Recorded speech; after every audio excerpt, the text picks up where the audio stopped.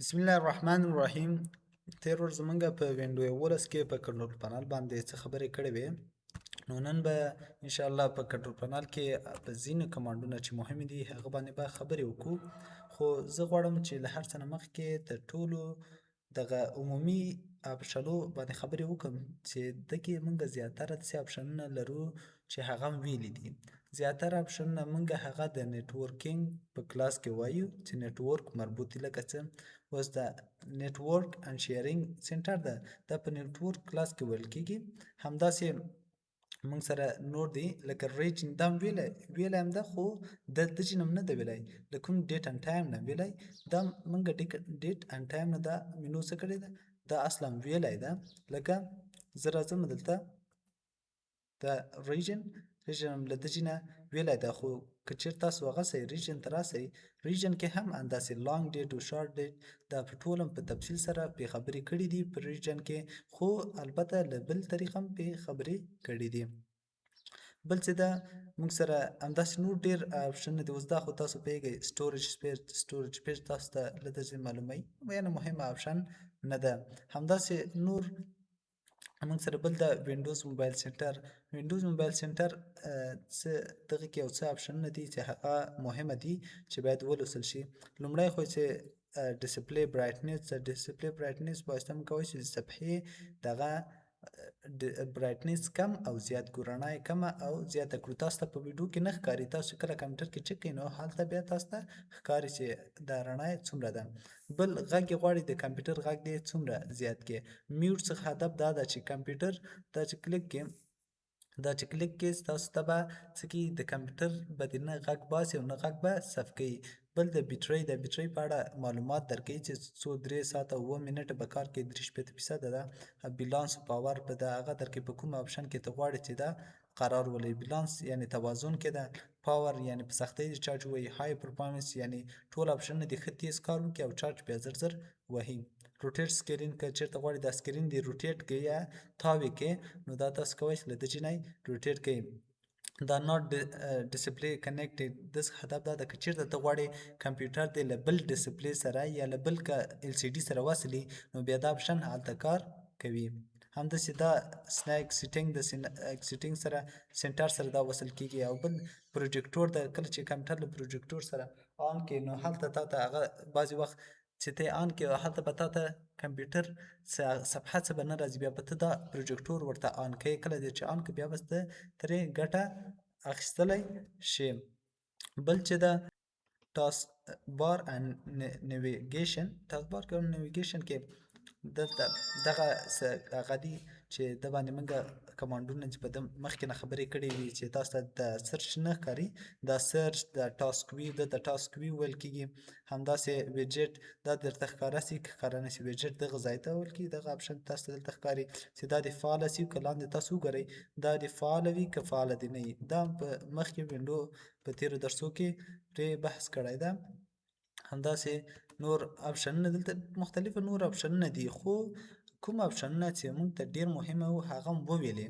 خو دلته بل داسې آپشنونه هم لري کال منیجمنټ.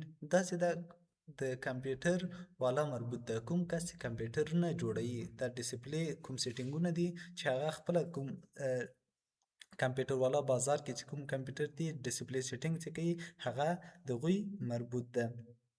همداسې نور مختلفه هغه دي څه ورته وایي لکه جاوا، د سره اوس موږ کار نه لرو.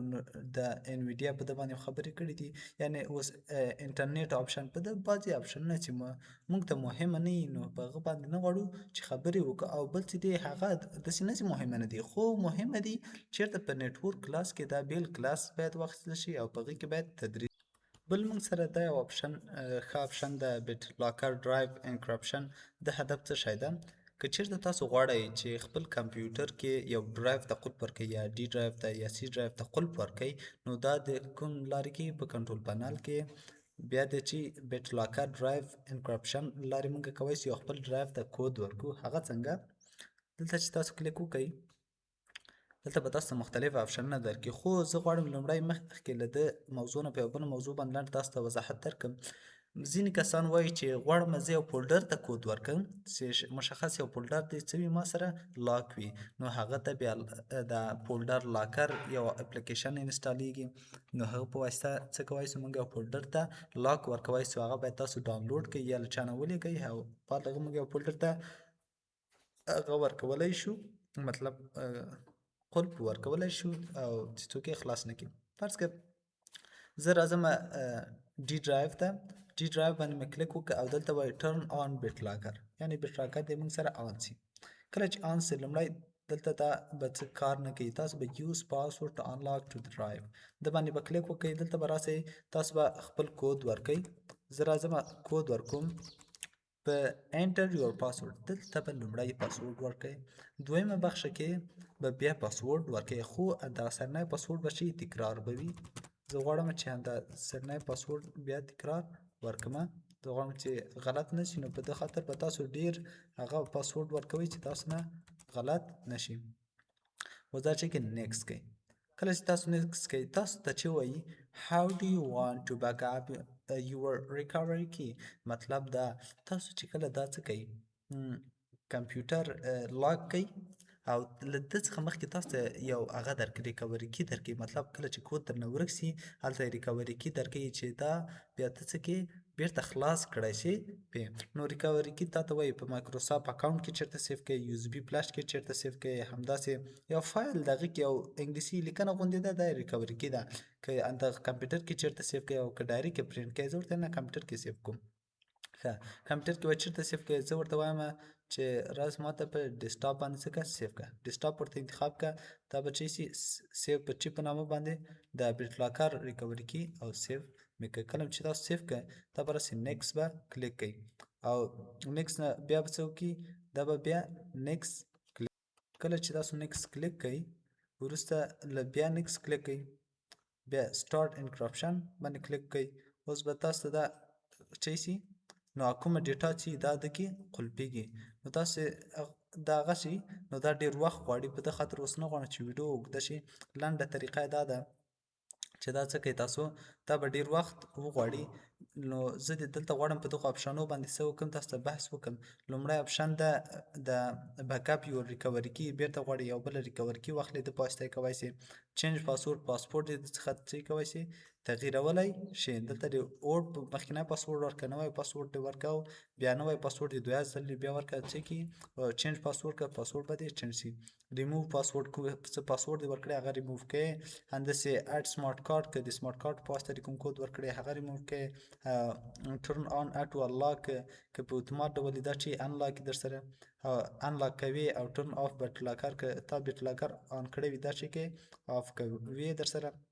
نو په ده هغه زه نه غواړم چې دا څه کسي ویډیو اوږده شي، نو دا ډېر وخت غواړي، نو تاسو به دا هغه کوئ 1 ساعت نیم ساعت تر هغو ډیټا دې ټوله څه کې قلپیږي. بیا لنډ به تاسو داسې کار وکړئ چې بیرته اوپن کوئ، تاسو به دلته ګوره داسې قلف غوندې واخلي، په داسې تاسو کلیک وکړئ هلته به تاسو ته داسې د کود غوندې هغه درکوي. اوس خو چون هلته بیټ لاکر هغه روان ده، نو دا به تاسو کود به ورکړئ دا به چې سي سره اوپن سي. خو یو شرط دلته دا ده چې اوپن به سي در سره، خو کله هم چې تاسو کمپیوټر هغه کوي ګل کړی هم نه وي، بیا دویم ځلي بیا ورته راځئ ووځئ د جنه بیرته راسئ بیا به در سره هماسې اوپن وي، تر هغو هم چې کمپیوټر ګل کړی نه وي او بیرته هم چلنده کړي نه وي دا به تاسو سره هماسې اوپن وي. نو په ده هغه زه نه غواړم چې دا اوس څه شي او زه ورته وایم چې دا کنسل که راته او دا مې ورته کنسل کړه. همداسې نه غواړم چې څه کومه دا چې کومه آف، یعنې مطلب زه غواړم چې نه یې فعالومه، دا فعالول نه غواړم. بل یو اپشن فرض که تاسو ته اوس کود دې ورکړه خو کود درنه له یاده ووته او تا ریکوري کی واخیسته هغه به څنګه کوې، نو تاسو به داسې وکئ چې راباسئ تا چېرته ریکوري کی سیف کړې وه که نه هغه باندې به ډبل کلیک وکړئ، تاسو به دلته راسئ ریکوري کی دغه کود به څه کوئ تاسو به ځان سره کاپي کړئ، دا هم چې کافي که د کوم ځای چې کود یې درکړی په هغې کې به یې پیسټ کړئ، نور به ستاسو سره چې سي دا به اوپن سي در سره.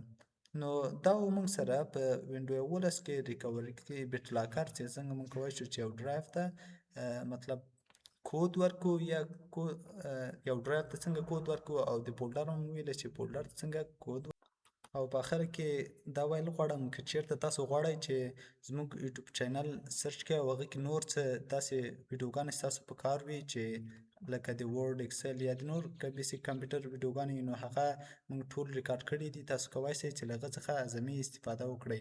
نو که چیرته مو دا ویډیو خوښ شوي نو تاسو زموږ چینل درسره سبسکرایب کړئ او د نوټیفیکیشن آله یې آن کړئ درسره. نور مو په لوی الله تعالی سپارم. ښه وخت ښې چارې.